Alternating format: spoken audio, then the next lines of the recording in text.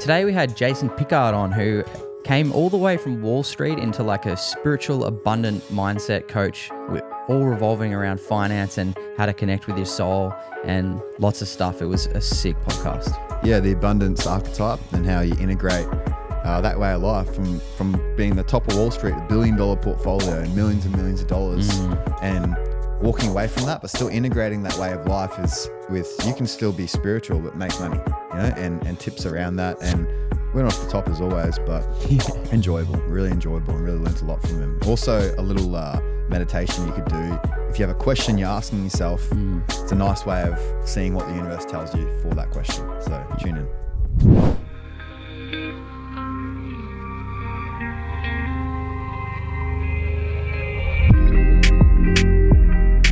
All right, guys, welcome back to the Corrective Culture Podcast. Today we have Jason Pickard. Welcome, brother. Nice to meet you. Yeah, so good to be here. Man, thanks for coming on. It's again, I've been looking at your stuff a little bit recently, and it's cool because your story's unique, and how full like trader, like was it like Wall Street to what you're doing now, and more importantly, the integration of not forgetting that part of you and integrating it into what you're doing now, like integrating health and abundance. And that comes back down to your abundance archetype sort of thing. Because what I've seen and I guess the archetype of the person that finds health or spirituality, I guess subliminally attached to that, you think of them as like not working, you know what I mean? Or they're not thinking about money, like they don't care about money. And it's all about these other things, but forgetting money is a means to create. So yeah, I love that, and I'd love to know how, like, why did you go down the Wall Street trading path? What was it about that lit your soul up at the time, or did it light your soul up at the time, or was it just some sort of pressure from people around you? No, it really did light me up. It's interesting when you think about it because oftentimes what we love to do as a kid are really like good signs of what we should be doing when we're adults. However, it doesn't always show up in the same way. Like, for example, you're a kid and you want to be a professional rugby player. And then I come to you now and say, what'd you like to do when you were 7? And you said, well, I wanted to play rugby. Obviously that's not going to happen now. I'm not, on a professional team. But when you dig deeper into what was it that you really loved about it? Maybe you loved being on a team, and here you are having a teammate on your podcast, and you can really lean into it. So what I found was that underneath the roles lies like a dreaming level or an energetic level of our reason really for being here. So when I was a kid, I loved drumming and I loved magic. But if you go underneath the drummer and underneath the magician, there's like an energy of rhythm and the beat, or like a heartbeat. And with magic, it's like a sense of awe and wonder and surprise. When I went into Wall Street, I soon realized that what made me good as a trader was my ability to feel the beat and the rhythm and the pulse of the market. And I got that sense of wow and wonder and magic when I would create something out of my own mind, and it would manifest into profits. Wow. Lo and behold, when I left the Wall Street world in 2019 to go into the coaching realm, I realized that what made me a good coach was my ability to really feel the tempo and the pulse of my clients, and to help them have rhythm and ritual in their own life. And every time I saw them have an awakening moment where they got insight into their own life, it gave me that sense of wow and that sense of wonder. So I realized that actually all of these different roles that went all the way back to my childhood, maybe even before, if we want to take it more to like an esoteric level, because I came in loving drumming. There was nobody in my family that was a drummer. There was nobody in my family that was a magician. So what is the impulse that makes a child want to pick up an instrument or pick up a sport when nobody in their family is influencing them? So I found that this pulse actually was always with me. So when I left Wall Street, I thought, like, I'm leaving all of this stuff behind. Like, who am I? And I realized that the only thing that really changed was the surface, what was like on my business card. But underneath, if you think of an ice cream cone, the part that changed was the ice cream on top of the cone that you can see. But there's all of this ice cream inside the cone. And that was the part that was always with me, the drumming, the magic, the rhythm. And it kind of extended throughout all of these different roles. Wow. Yeah, that's that's pretty cool. I've never actually thought about how people are born with certain things, and I can almost look at my own life and like that. Just like that innate self coming through. Hey. Yeah, like the things that like even separate from the parents, you know what I mean? But sometimes you can see parts of it. But yeah, that's amazing, man. So what was it? Well, it doesn't. You just look at a Mozart writing, amazing true. music at 7 years old. Where does that come from, right? Yeah. Right. Makes you wonder that, is there more to just this life than just the day we're born and the day we die?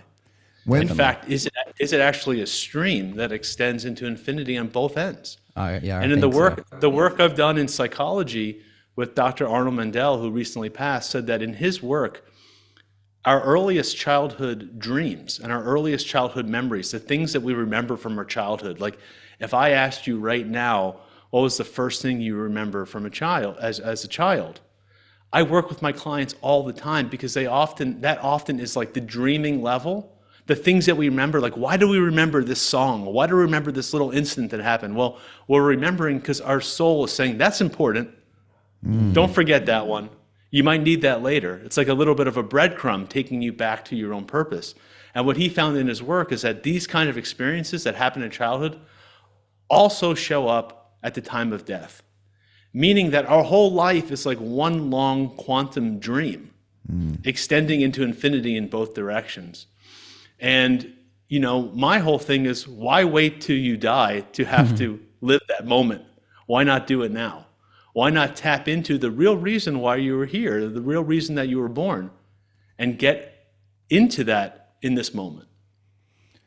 And that's abundance. By the way. The higher self always wants what's best for you, or the soul always wants to guide you and is always calling you to that higher state. And even higher state wouldn't even be the right words. It's just, you just know there's this deep inner feeling of like, and that's right. That's where you're supposed to be going. And in Paul's spirit, Jimmy has the art of like someone riding a horse and then kind of leaning off on the horse. And then when you're in a line with your soul, you're sitting on the horse and you're riding together. And I feel like, even with my clients, that's my goal, is to kind of get them to kind of center themselves and say like, what do you really want? And when they do, it's such a good feeling. And that's my life's work too, is just to feel what is true, Yeah, what did you say? Feel what you know and know what you feel. Is that it? Is that something? Use your heart to feel what you know. It's what Paul says in Spirit Gym, and that's nothing truer than that. It's like if you don't have a north star on your compass, you kind of just float all over the shop.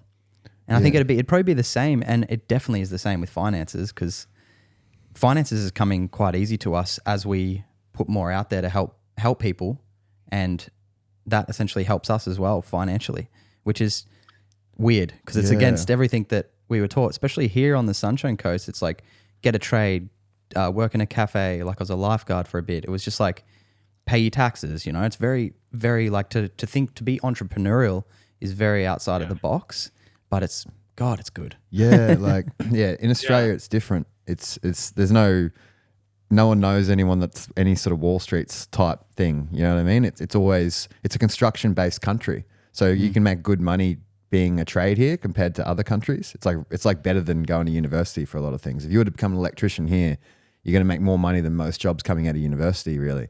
But in saying that, it's like it's sort of just what you do, and you were never taught to feel to like even with the Czech Institute, man. Like I love physiotherapy, I love rehab, but there was no option I didn't want to be a physio. Until Paul's work came along, I was like, oh, this is sort of like that, but I don't have to go tape people's shoulders and do all this other sort of stuff. I'm not in the box. So his work opened me up to these, there's no rules, and you can create your own job. And if you're good at what you do, people will pay you to do it, Well, in my opinion, the process of individuation is really key to success, because really, quite simply, to the extent that you are true to who you really are and you are the best version of yourself, there's nobody else in the world that's like you. You are one of a kind. You're one of a kind. There's no two snowflakes alike. There's no two people with the same fingerprint, even identical twins. So to the extent that you sort of peel away these layers of what do other people think I should do, or what does my society think I should do, and like where's the intersection of what I'm good at and what I love to do naturally? And when you hit that and you lean into that, people will naturally pay for you because there's nobody else who can do that. There's nobody else that could be you. Life and business are all about determining your competitive edge. What is it that makes the Corrective Culture podcast different, that makes people want to listen to it? Mm-hmm. And when you really hone in on that edge of these are the kind of guests, this is the length, this is the topics, this is our target audience, and you lean into that, the podcast will do well. The same thing with yourself. When you lean into what is the right diet for me? Mm-hmm. Not because I read it in a book, because it works for me. What's the right exercise program for me? What's the right combination of working out and working in? How much sleep do I need? What's happy making for me, right? What kind of relationship do I want to be in? How do I work best? Do I need to work with a teammate? Do I need to work virtually? Do I need to work, what kind of coach do I need? What kind of education do I need?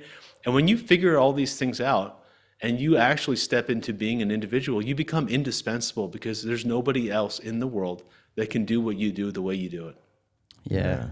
And you can fully feel it. Like I can even feel it in you, like someone who's centered in themselves.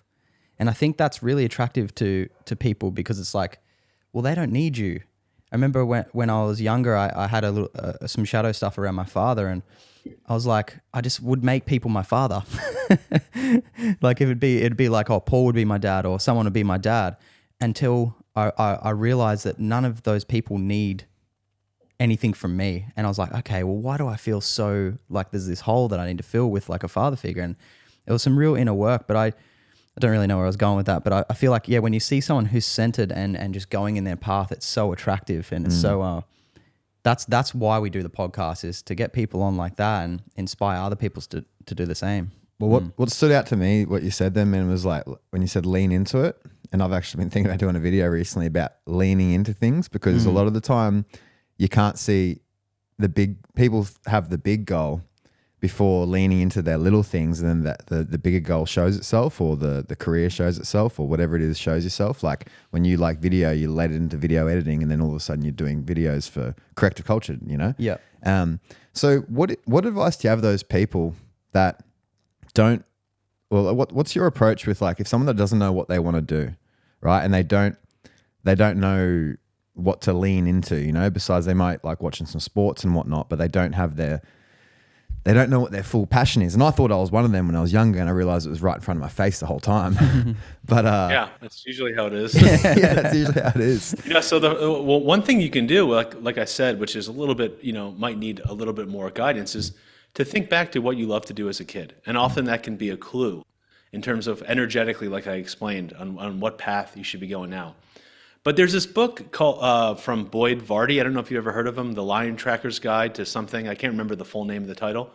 But he said something that was really quite interesting. And I spent a lot of time with African Bushmen in Botswana and Namibia doing persistence hunts. And so these analogies of tracking kind of resonate with me personally. But what he said is, like, you don't need to know the destination. You just need to know the next track, right?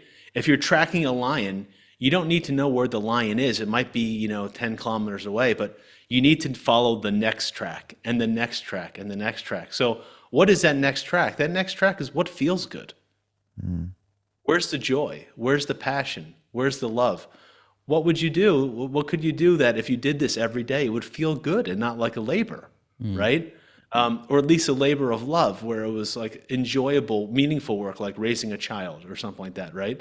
And so that's really it. It's just like, you don't need to know the ultimate goal, but one day at a time, open up to a new possibility of, if I could take one step today in the right direction, if I could eat a little bit healthier, if I could get to sleep a few minutes earlier, if I could drink a little bit more water, if I could do one thing today that is more in alignment with what my heart wants versus what I think I need to do. And you keep doing that over and over again. Eventually you'll find the lion, one track at a time. Yeah, that's gold, eh?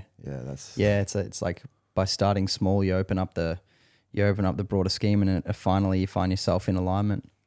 Yeah, man, that's blessed to have found that, you know. So how do you work with clients now? So are you working one-on-one with clients?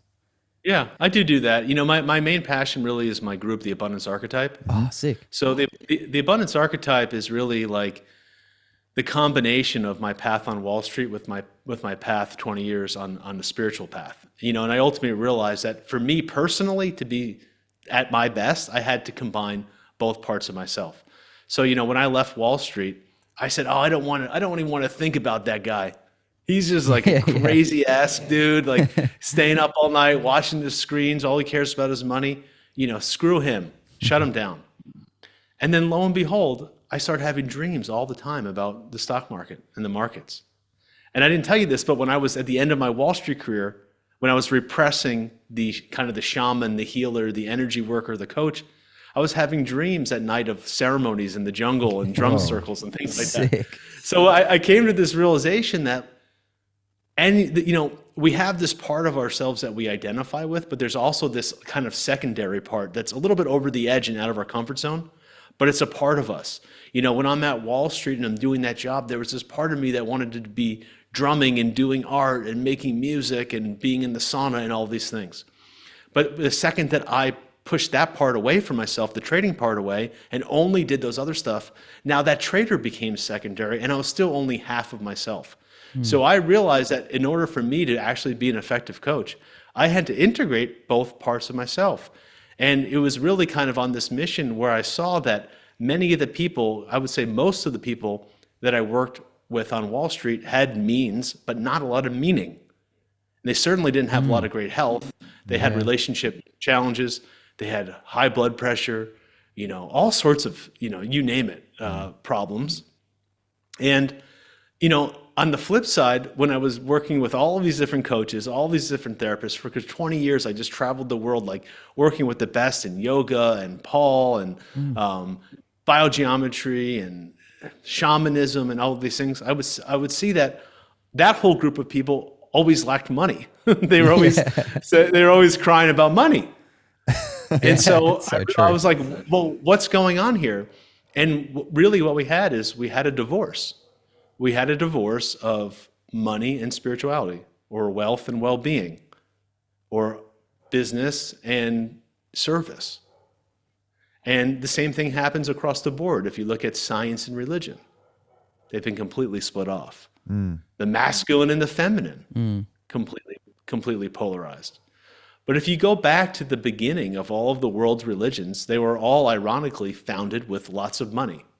Yeah, right. Jesus was apparently given millions of dollars worth of frankincense, gold, and myrrh by the Magi at his birth. Moses was, lived with the king of Egypt, the Pharaoh. Buddha was a prince. Arjuna was a prince. Muhammad married a very wealthy businesswoman. And so somewhere along the line, we got this idea that those two couldn't be together. But, you know, really my work is first integrating those both in myself and realizing that with great wealth comes great responsibility, and not being against making money, but doing it in a way that empowers my own life, empowers my family, and is an active service to the world. And that's spirituality through entrepreneurship. And so essentially I created a course that goes through all the different principles of what I learned on Wall Street about how to make money, and also my 8 steps to mastery, to essentially mastering yourself through all these different kinds of practices. My students take that digital course, and then we meet 2 times a week on Zoom, and we go deep into the stuff, and we bring in amazing people like you guys and Paul and all sorts of people to come in and enrich the community and share their knowledge. And you know, the thing that I really founded, which, you know, I'm curious what you guys think about this, but I had put in all my efforts into this digital course, and I thought that the community was going to be sort of this like sidecar to it. But what it turns out is that actually the community was the thing that's really thriving. And the course is almost like supplementary to the community. Right. Like what people are really craving is being around like-minded people. Yeah. You know, getting together. Even if it's like people, like I have students from Australia and Europe and South America and all over the United States, Canada. And it's like we get together and we talk about these kinds of things, and we bring in amazing people. We share experiences in community. And that really has been the most powerful thing is the abundance archetype community. And that's probably what I'm most proud of. The course is also, really amazing, of like 20 years of study that my students get to go into, but getting to meet together and hear their problems and questions and, things that come up and working on them together is really interesting. Because, what I find, I'll just say this last thing, because I know I've been talking for a while, but I love it. I think what people get wrong as a coach is that they think that they have all the answers and that they're coming here just to like deliver the gospel to the client, right? Yeah. Like I'm in this process too of discovering what abundance is for me. And I actually get the almost like benefit of learning through my students, through their questions, through their experiences, and they push me to go deeper into myself. So in some ways, we're in this together. Yeah, I may be a few more steps down the road. I have a few more things figured out. I already had my successful career, and I've had 20 years of working with great people and doing this work myself. But in the same way, we're in this together, because I'm trying to master this in my own lifetime, and I don't feel like I'm totally there yet either. So it's kind of like an evolving, growing process. Yeah, I feel like you learn so much, like even in Spirit Gym, and I'm sure your thing's kind of similar in the way that it's the community. I look at Spirit Gym and I'd think that like if we didn't have Paul every week, and Paul, you know what Paul's like, some of the things, I think one of them went for 6 hours. So yeah, you like the stuff you learn if you apply yourself and you sit there for those hours while he's talking. I actually learn. I love the lessons and I love going through Spirit Gym and the lessons and stuff, but mainly what I love is the community and the questions that people ask, because I feel like they're them for me. I don't even really feel like I haven't even asked a question because they're getting answered. Like last week's one was like getting off coffee and not being too hot and not too cold. And I just cut down to a single shot coffee and it's made the world a difference. And I think that's like the most important thing is the community. And I just released an online program that was 30 days long, and I'm like, I need to bring in a community aspect to it so people feel connected. I feel like it's the most important thing. So what you're doing is spot on. What you just said to me, like I'm creating a platform called Body Workers University, which is just teaching my concepts around the body, and that's exactly the way I'm going to market it, and the way I intentionally market it is like, I don't know all the answers. Like you may have some back pain and I have a theory, but I could be wrong, but I love that there's going to be a community of people online that we can all ask each other questions and share and get together on Zoom. Like you said, like-minded people, because a lot of people get into this rehab field and don't feel confident, and that's all they want. They want some other people to not feel confident with, and then all try and work it out together and evolve it as like a ant colony. And true. Man, what's I'd love you to run us through, like if you don't mind, those 8 steps that you base the abundant archetype around, or that someone could tune into. Yeah, certainly. These are just like, I'll kind of give you like the high level titles of them, because there's a lot of sub lessons in them. But, essentially I have 2 streams. I have a stream of the course called Unlocking Your Process, where it goes into more of the business side of things. And then I have this side that's called like the 8 steps to mastery. And ultimately the goal is to get into a state of mastery, but essentially that's what we're calling like a flow state, right? When you're effortlessly doing what you love to do, you're in the zone, things are flowing, it's easy. You have, heightened processing speed, heightened creativity, even your immune system is doing better. I mean, these things are all highly studied now. But in my studies of the flow research, you can go all the way back. And obviously, I believe Stephen Kotler is, pretty famous in flow research, and he goes back to Mihai Csikszentmihalyi from the 60s and 70s, who wrote a lot of flow research, and he references back to William James. And just on a hunch, I went back to William James in the late 1800s, early 1900s, I think American psychologist, and he had a lot of influences from India. At that time, a lot of these gurus were coming over from the West and sharing their knowledge for the first time. They're the most early people coming over from India and sharing their knowledge. And here's all of a sudden this American psychologist, and he gets hit with this like Indian guru dropping like 8,000 years of knowledge on them. He's like, how do these guys even know this? And what I realized is that what we're calling flow was essentially the ancient practice of Ashtanga yoga, the 8-limbed yoga. And so when I realized that, I started looking at all the things that I do and putting them into a framework of 8 things. So the first one is really like like, setting up an intentional life, right? It's like looking at your earliest childhood memories, getting clear on your purpose, getting clear on your dream, getting clear on your belief systems. And I go through a whole lot of practices on how we actually can identify and then remove belief systems around love, belief systems around money, belief systems around relationships, belief systems around our work or our abilities to do things.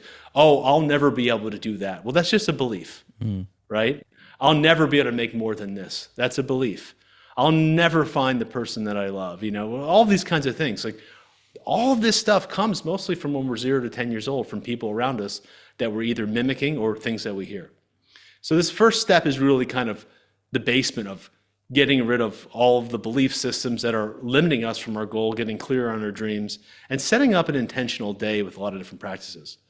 The second one really comes into Paul Chek's 4 doctors, right?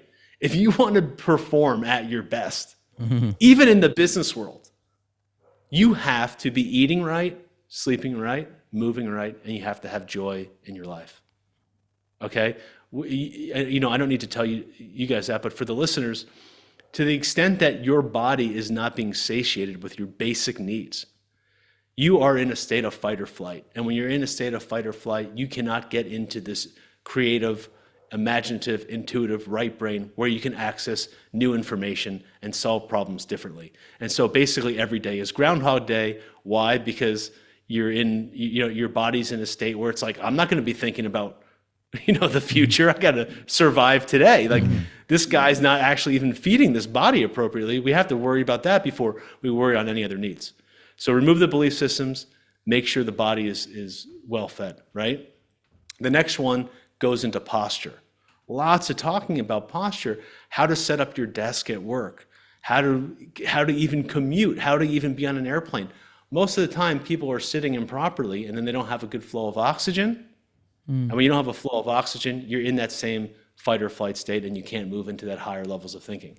So it's not only, and all of these have multiple levels. Like, for example, when we're talking about doctor diet, right? It's not only like how do we eat our food, but how do we chew on information?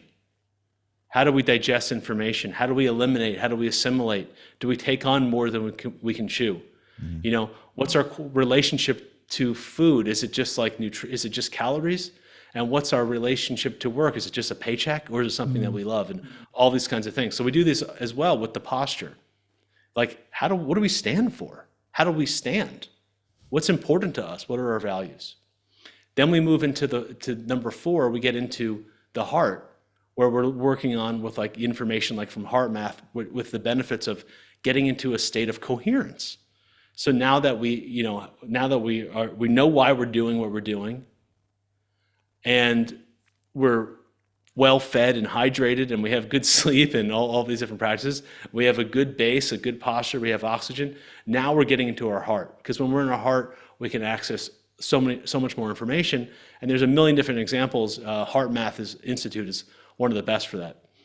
Then essentially we're getting into a state where we need to eliminate distractions. So distractions are the death of flow states. So you're sitting here, you're sitting at your desk, or even right now, for example, right? We were like 30 minutes in. It takes about 20 to 30 minutes to get into a flow state. All of a sudden, my camera turns off. Now, it only took me 10 seconds to turn the camera back on. But in that moment, I dropped out of flow, and now I'm having to like regain that again, right? And so what happens is, like, most of us too that are working from home these days are constantly getting distractions. Kids coming in, text messages, emails. And so the idea, and if you're working with other people, there's distractions all over the place. So the research shows that like we can only really work productively for about 90 minutes before our productivity starts to trail off, maybe 2 hours, I don't know, but let's just say 90 minutes. But it takes us about 20 to 30 minutes to really drop into our work where we're flowing. And so if we get a text message and we're like, oh, this is only going to take us 30 seconds to check out this message. Well, that's not the right question. It's how long is it going to take me to get back into the flow state? So really organizing your day to find these blocks of time so you can stay super focused and actually work less because it's more prioritized time. That's number 5. Number 6 works with focus, specifically the techniques around open focus, how we can take information and calm our nervous system. Seventh is my favorite, which is working with altered states. So altered states of consciousness, as you probably both know, are really incredible for tapping into new levels of thinking.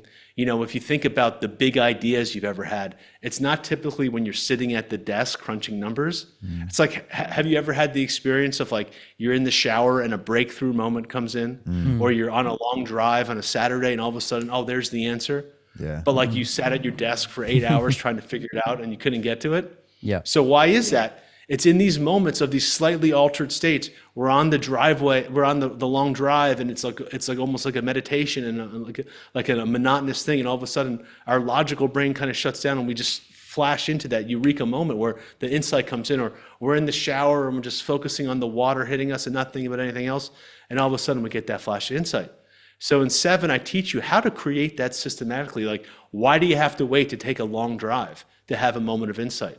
What if you could do that every single day, many times a day, and then take that information back into the desk? The last one is really about learning about detachment, trusting the process, learning kind of how to work in a team, working on eldership, realizing that you have a responsibility to bring the people up around you. And that's essentially the 8 steps of the course that I take people through. Wow, that's amazing. This 7, so what was 7 again? Just really briefly, it was about 7 is altered states. Yeah. So how do you get Yeah. people into an altered state? Like, do you do meditation or qigong or zone work or? There's so many different ways. I mean, like one of the things that, if you're up for it, we could even try now. I'm not sure. Oh yeah, I how love would it. go, but if you just think of like a question, think of a question that you're working on in your life. Maybe something with the Corrective Culture podcast, or something with your personal life, or maybe with your course or your community, right? And just take a moment and get that question, and you can close your eyes for a second. And then take a few deep breaths, let it go, let your mind go a little bit foggy, like almost like a Zen mind or a beginner's mind, or it's like a foggy day. You're just kind of like almost entering into a dreamlike state. And then when you feel ready, just open your eyes and scan the room and see the first thing in your room that calls your attention, that jumps off the wall at you, or, what I say, flirts with you. Mm-hmm. See the first thing that flirts with you. You guys have something? Mm-hmm. I had the exit And sign. then when you, yeah, okay, good. So when you have that symbol, look at the colors, look at the shape, look at the message and the meaning of it. And momentarily imagine you can look through the symbol or the object that you picked, look through their eyes, back at you, from their perspective, and give yourself a little bit of a tip about the question you asked. And just go with whatever pops up. Yeah. Yeah. So would you like to share a little bit about what happened? Yeah. Well, for me, it was like, I looked at an exit sign, so it's pretty self-explanatory. What was your question? My question was about my course. Yeah, my question was about my course. What should I do with it? maybe some part of it needs to go. Well, that's what I've been feeling innately as well. So I was thinking that, and then I like that, looking back at yourself, and what I got was something needs to change, and it's kind of which was spot on, because I really wanted to create an aspect of community or something. Yeah. That's pretty magic. So what did you get, bud? Mine was, I thought about like my body workers university and how to structure the amount I have in my head and systematize it for somebody, like how to structure it. Because I've got a lot of videos and a lot of stuff, but I'm like, how do I structure this? Like, because I work in a way that's very go here, go there, like flow state, really. But that's hard to teach to someone fresh, you learn the system, and then that comes along for the ride. And I looked at a little spiral on the edge of this chair here. It's like it's like a hypnotist spiral, like in the wood grain. Okay. So it's just looking back at me, and then so like, what do I take from that? Because that is, I took that is a lot going on, but it all comes back down to a center here.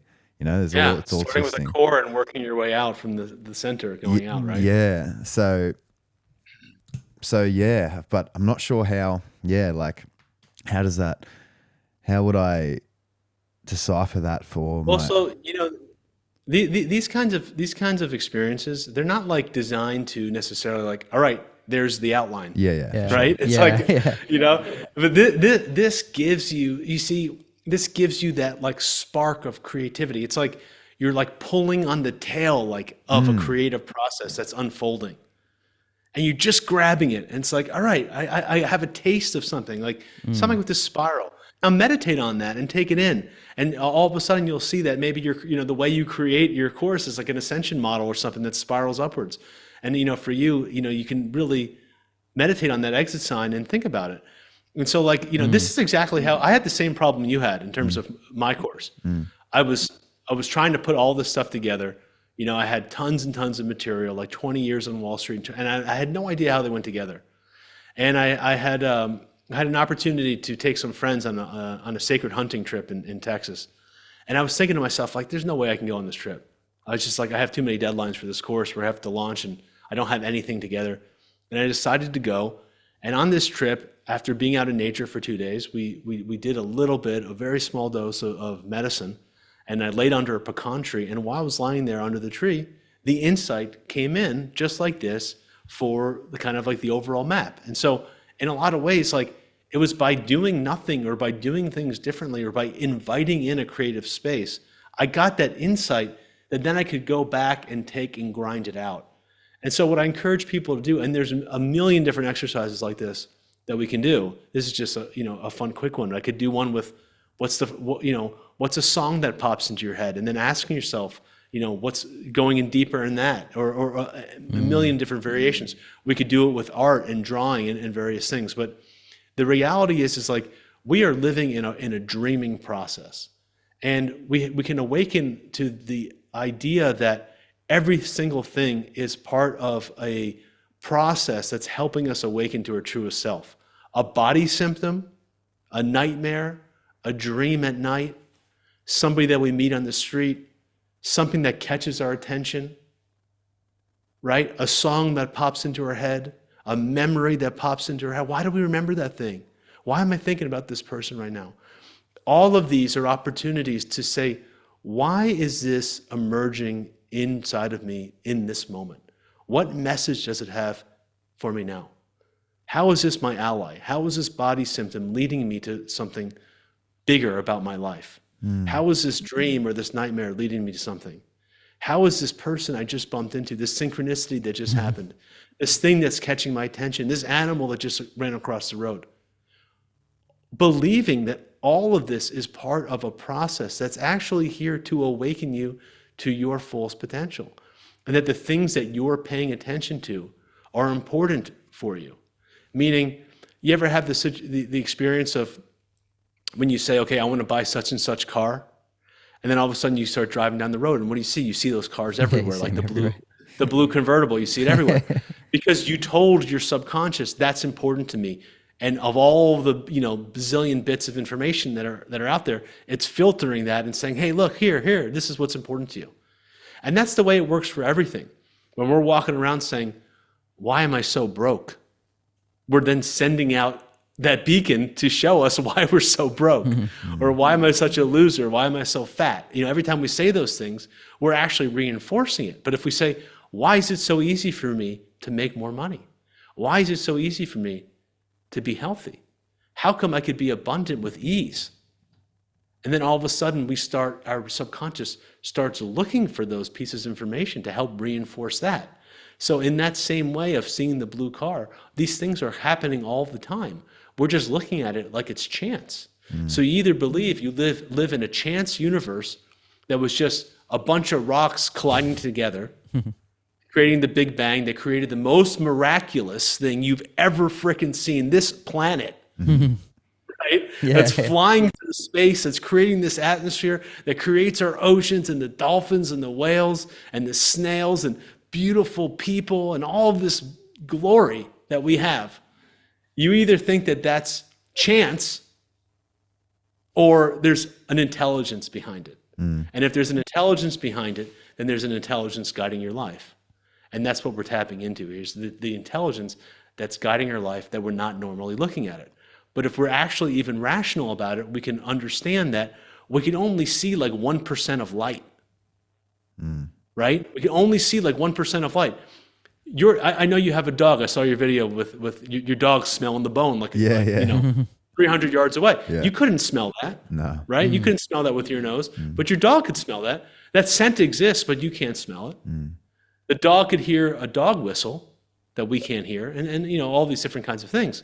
So there's actually way more information, actually closer to like 98% of the available information is something that we can't actually perceive with our normal ways of looking at the world, through our normal senses. And that's where altered states come into play. Yeah, and that's amazing, man. That's in Spiritum we're doing a lot of tarot. I'm sure Paul's like done some tarot with you before, but that soul connection is so huge, and it's really opening up a lot. You know, it's like every day, like there's just like different stuff happening. You know what I mean? And you can see it from all different angles, and you're like, wow, how much if I just from doing tarot and connecting with my soul on the small things every single day, connecting with that is just, I think about the future and how exciting that is, knowing that I can listen and get these clear things and sit in peace, and it's the way. Yeah. I love it. Yeah. I've been listening to Bob Proctor lately. Do you know Bob Proctor? Yeah. Yeah. I see him on Instagram and things like that. Yeah, just like Old videos and stuff like that. for some reason he's popped up in my feed. I'm like, all right, what do I have to learn from this guy, you know? And his whole thing was like, a lot of people, they want the things, they want it, but he goes, but they don't make the decision to actually get it. So like, say they want the house, they're like, I want a house on the beach, but they don't say, all right, I'm going to get a house on the beach. And even that in itself is such a different mindset, because then the universe starts creating opportunities around you. Like for Jake and I, there's almost a sense of how they say, you know, like to get all these things, you have to work really, really, really hard. But for us, it feels like it all came naturally to us. And I see people work until 2 a.m. on the, 3 a.m. on the computer, and we never did any of that. But you feel like you're getting further than the people that are forcing it. And, but looking back on it, someone looking in from the outside in, it would look like we worked hard. I went to the mines and studied and did this, but it was all in that prostitute archetype towards the dream. So it felt fine, labor of love, right? Compared to, it was never a grind, even though from the outside in, it would have looked like a grind to study and learn anatomy and then work clients. And I was thinking like doing a clients and drilling holes in the wall in between them and all this sort of shit, like building the gym. But it was fine. You know, you almost get a sense of that. Is it imposter or what is it? Yeah, I think it's like imposter syndrome. And in the Sunshine Coast, it's really like, when I first went to New York, I was so amazed at how beautiful it was, how people were like, you could walk down the street in a pink dress and as a male and someone would be like, good on you, you know? But in the Sunshine Coast, if you wear something different or you look a little bit out of the norm here, you're very like, what's going on there? Like, it's almost like you're being, judged. I don't know what it is. It's a small town, I guess. And it's just a kind of, so when you step outside of that, it's different, eh? Yeah, and people respect it though. People respect it for sure. Well, that's why I love this podcast. Like, get to chat to people like yourself and people that are really like. I see everyone that we have on this podcast as like really good friends now because I just feel like I know them. You know. Yeah, beautiful. Yeah, it's cool, man. Man, I'd love to ask you your workflow. Like, how do you when you sit down and work? And is work to you like on the computer? Is that when you knuckle down or? Yeah, pretty much. I mean, to be honest, I have 4 kids. All right. And I have a 7-month-old, a 4-year-old, a 9-year-old, and a 10-year-old. Okay. Amazing. So, man, it's just full on. Yeah. So I don't even know what I consider work anymore. To be honest, it's work to me is like having to wake up in the middle of the night and taking care of, changing a diaper. Yeah. That's like feels like actually harder than actually working with a client. So I'm kind of all mixed up. But what I found for me is that like my day is I have to balance 3 buckets. I have to balance my family. I have to balance my own time, the gym, the sauna, the cold plunge, meditation, and I have to manage my service to the world through my abundance archetype. And so those are the three buckets that I have to work through each day. And, to be completely honest, I have a relatively dynamic schedule because of the fact that, sometimes there's like a soccer practice, or you got to take the kid here or take the kid there. And so, I have the luxury at this time to kind of make my own schedule, but I'm generally, working with my clients in the Abundance Archetype 2 times a week. Then I have a bunch of private clients that I work with. I don't like to do too many of those because it's pretty like, it's real work. It's not like you just have a session for an hour. You have to do a lot of thinking, and it takes a lot of bandwidth in between. And then the rest of the time I'm working on myself and spending time with my family. And trying to create new content, sitting in meditation, being in the gym sometimes for hours, because I love it in there, as I'm sure you both do. Yeah. That kind of thing. And it's awesome. And for you, do you sort of connect to your heart or your soul in your day-to-day decisions of what's next? What am I asking? What does my body want from me? Is it time to study? Is it time to do, work for the Abundance Archetype? Is it time to sauna? Like, is that how you connect? Yeah, I think, first there's the understanding that when you're talking about connecting to your soul, it's developing the vantage point that that's what you are. That's who you are. Mm-hmm. You are a soul. Your body is not the same body it was 4 years ago. Your body was not the same body when you were 5 years old. Yet you're still there. Your body is going to decay. You're going to get older. You're going to get weaker in the gym. You might shrink even, hopefully not, because you do a lot of deadlifts and things like that, but you get my point. But yet there's still somebody in there. There's still, there's still an I. That I is you. And so, I think it's going from like, I'm going to spend some time talking to this soul as something that's separate from me, as I am a soul. I am immortal. I am indivisible. I am an individual. And my nature is to be conscious and joyful. And I start my day with that. That's nice. And then things come from there. Yeah. Things come from there. That's so cool you said that. I had that realization recently where I was like, yeah, my thoughts aren't my soul. And I was like, well, that's a deep conversation, but when I'm asking my soul things, I get thoughts that come through that guide me. And I'm like, we're just one thing. Yeah, and actually I was going to ask you that the other day. Like, how your thoughts come through and they're your soul, but when a lot of people have, I guess, negative thoughts, they think they're not enough, or they're giving you these negative thoughts. How do you decipher that from your? Is it just any thought that is not serving you? Yeah, well, like he said earlier, is like your soul always wants what's best for you, so it'll always be it'll be pulling you higher. Mm-hmm. It won't be pulling you lower. Yeah, because the soul is here to help you grow. Well, and you are the soul. That's a good way. Yeah.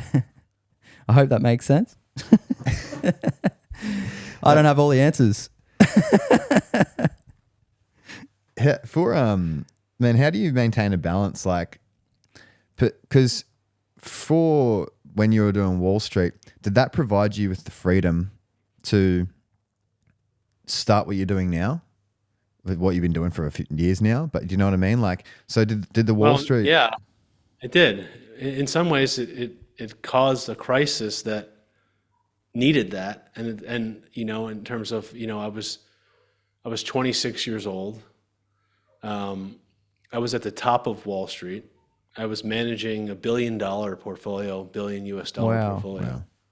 Wow. I was making millions of dollars, but I was 330 pounds. Wow. I don't know what that's in kg. It's a lot. That's solid. That's like 150 or something. Yeah. 150, 160 or something like that. Yeah. And so I was obese and I was in really bad shape at 26.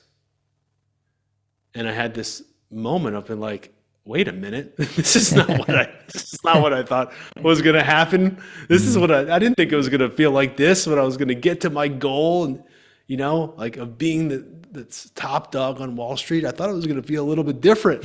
I thought I was going to be in shape and, meeting women and having, like feeling good. I was like, I was like a mess. Mm-hmm.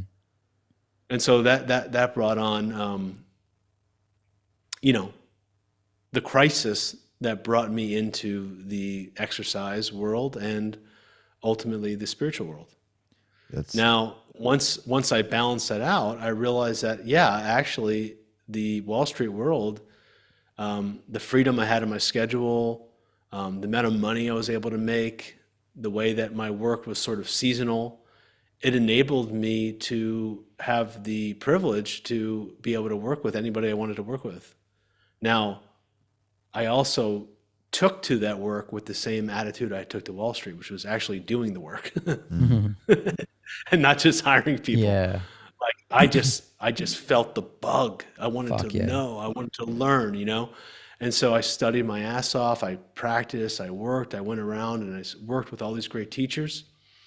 And then it got to a point in 2019, after I'd kind of done both for about 10 years, where my interests were too much into the other realm, that I realized that I couldn't really do my Wall Street job effectively anymore. My heart wasn't in it anymore, essentially. And in fact, I would also say that I felt like the flow of the universe had turned. For a long time when I was really into Wall Street, I felt like I couldn't really do anything wrong. Like I was just like winning trade after winning trade. But then once I hit this point where like my life changed, I went through my first divorce, my whole kind of viewpoints of kind of a spiritual crisis and an awakening and all these different things. My heart really wasn't in Wall Street anymore. And then it was like almost like it wasn't working for me either, though. So, my reason for leaving was ultimately to do what I love to do, but also I kind of had this epiphany where like maybe I could squeeze out a few more years of this job, but like what's something I could do for the rest of my life? And so that like, all right, if I worked another 5, 6, 7, 8 years, first of all, at what cost to my heart, to my health, to my family, to my young kids that I'm now like, commuting, hours a day and being on, away, 60 hours a week or whatever it was. But at the same time, like even more practically, like what if I could get a jump start on the career that I could do for the rest of my life, so that when everybody else inevitably retires along the way, I'm already well into my second career. And so that's kind of like how I approached it. But to answer your question, Wall Street was so generous to me in terms of giving me the opportunity, but I will say that I earned every bit of it, because Wall Street just does not give out anything for free. Really? Yeah. See, I don't know anything about that type of world, man, but it really interests me. Like, have you seen the Dan Pena, Brian Rose Reconnect documentary at all on YouTube? It's called Reconnect from London Real. I know Brian Rose. I mean, not personally, but I don't know what is that one about? Well, it's basically he was Wall Street sort of guy, and then did ayahuasca in the jungle. Think I saw that. Yeah, and then it's basically the story really reminded you, because he sort of figure of Dan Pena. I'm not sure if you know who that is. The old sort of very billion-dollar like money. If you're broke, you're nothing sort of concept. But then that's the guy he got during his ayahuasca journey, which symbolized to him, oh no, I can still wear a suit. I can still do it, but I can still be spiritual. Like I can still make money and not feel whatever, like I'm detaching away from that side of life. So that's when his podcast boomed, because he left Wall Street and went sort of, you would say, hippier looking, but then he started wearing his suit again and still interviewing these cool people, but from his old sort of Wall Street perspective, which was just unique for the people to see, you know? And then that really sort of took him off. There you go, including both parts of himself. Yeah. And I'd love to ask you, did you eventually become numb to the money? Do you know what I mean? Like, say you made a big sale or whatnot. Did it eventually, like, was the dopamine and the serotonin, whichever one it is, was that still there after a while? It's a really interesting question. I don't know if I got numb to it. I would say that I probably didn't respect it as much as I do now. Right. when you're young and you're making tons of money, a night out with your friends, driving around in limousines and spraying champagne and Yeah. going out for dinner and spending, picking up the tab for 20 people, it means nothing. Yeah. I would say the money it wasn't so much making the money that what drove me. It was actually winning and being right and having a good track record, like the competitiveness of it and the creativity behind coming up with ideas and the intensity of putting on a huge amount of risk and wearing that and being right. Like that was the most rewarding. The money was secondary to that. I would say what I became numb to was like thinking like, oh, that level of flow is just going to last forever. And like clearly now my values are completely different. I have 4 kids, I have a big house, I have, a garden and pets, and we have chickens that we're dealing with, all sorts of stuff. So, I have a different perspective now.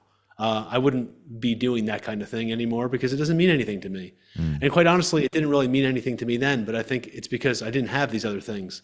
And so I would say, no, I don't know if I became numb to the money. The money was never the primary goal.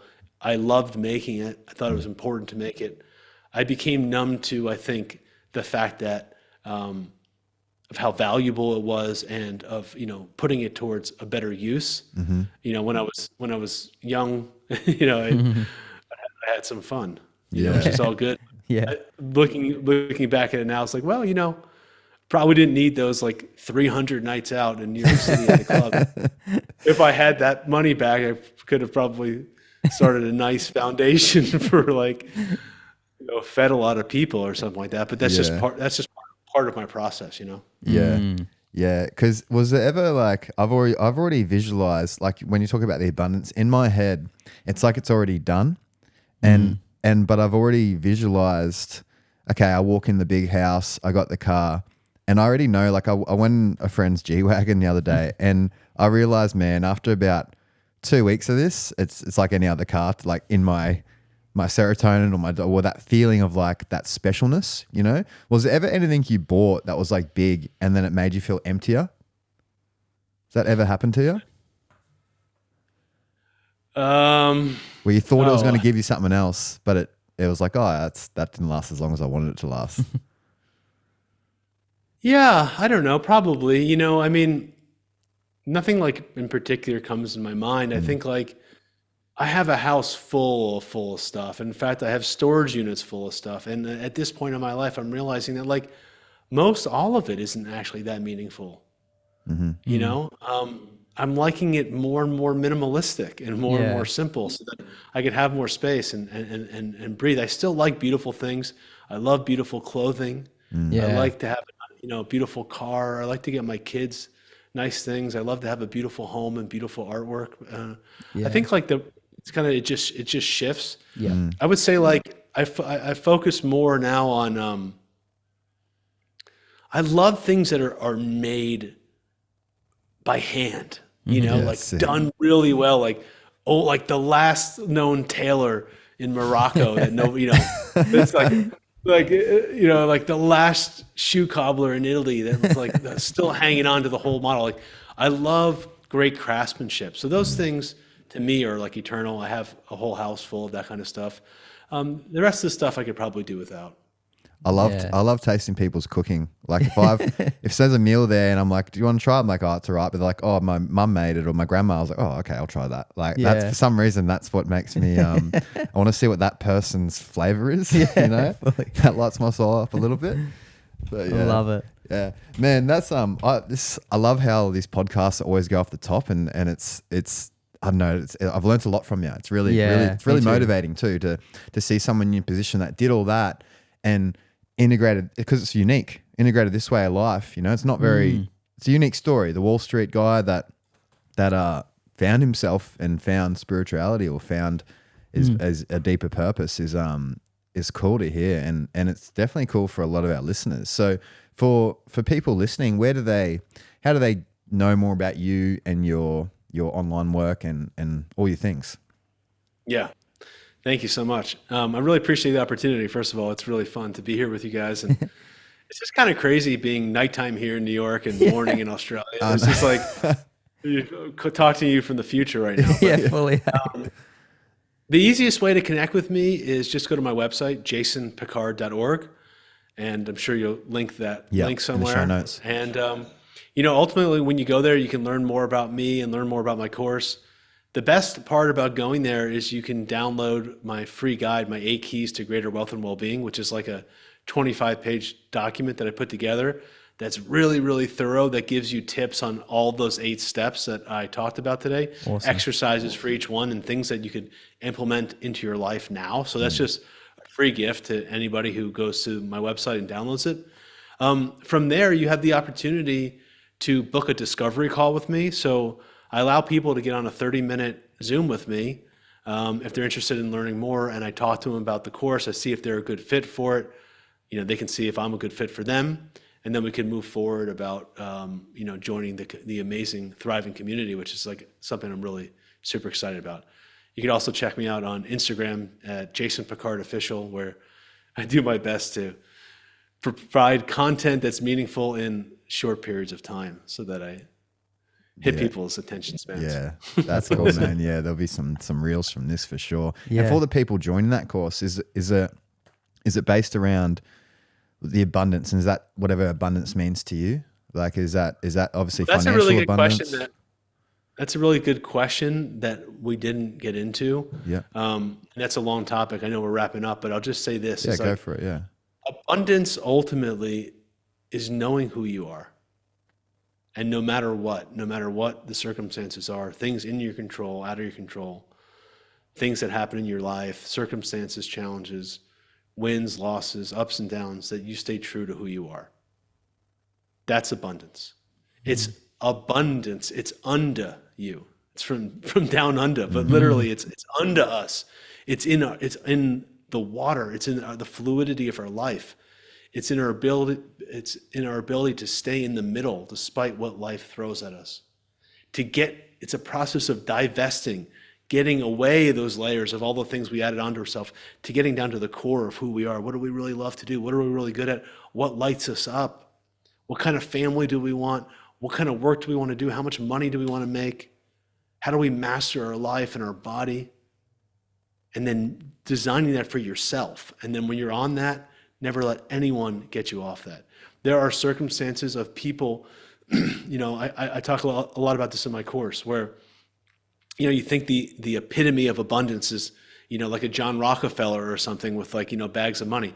But, I give an example of people in the Holocaust being walked into concentration camps, singing songs, saying yes to life. Like Viktor Frankl wrote about this in his book, In Man's Search for Meaning. He said, he's looking at these people like, what the heck is going on? How are these people singing songs of life, like to life, as they're being taken to their death? And he realized in that moment that you can take away everything from me. You can strip me away from my life, my family, my job, my clothing. You can even take me to my death. But the thing you can't take away is my attitude, how I show up, my spirit, my approach to life. And when you can say yes to life, you're living in abundance. And that's the abundance archetype. So no matter what your circumstances are, the richest guy in the world, being walked to your death, how you show up to circumstances in your and out of your control, how you attack, or live fully each day according to your own dream, have the courage to live your own life. That's living an abundant life. Yeah, that's with beautiful. that, it comes with defining what that means for us in the wealth bucket, the love bucket, and the soul bucket. That's powerful. That's powerful stuff. Yeah, beautiful, man. Man, thanks for coming on. Yeah, Really thank you appreciate so it, much bro. for your time, man. Yeah, I know brother. time is Thank valuable. you so much. I appreciate you both. Yeah, fuck awesome, yeah. man. Thank So- you, brother.